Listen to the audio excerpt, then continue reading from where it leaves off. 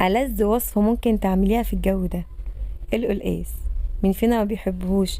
هنجيب حبة شوربة حلوين كده، ونحط هنا كزبرة وتومة نيين وملح وفلفل اسمر، وننزل هنا بالقلقاس اللي احنا غاسلينه كويس جدا، ونسيبه هنا لحد ما يستوي.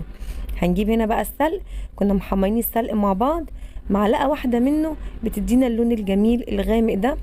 كل ما تحبي تغمقي اللون بتاعه تزودي السلق بتاعك. هنا هنزل بالتومة وكمان الكزبرة الخضراء ومكعب من الزبدة وكمان سمنة، اي مادة دهنية متوفرة عندك، وهنسيبهم لحد ما يتحمروا لدرجة اللي هي الغمقان ده. شايفين اللون ده؟ اللون ده التحفة الجميل اللي بنحبوه، اللون الغامق بتاع القلقاس. وكده خلاص وبألف هنا. كده هنسمي الله. يا سلام لو جنبه طبق رز ابيض وكمان حبة شوربة حلوين كده وحتتين لحمة متحمرين وكمان طبق مخلل، وبألف هنا. ولو عجبكم الفيديو اوعوا تنسوا القلب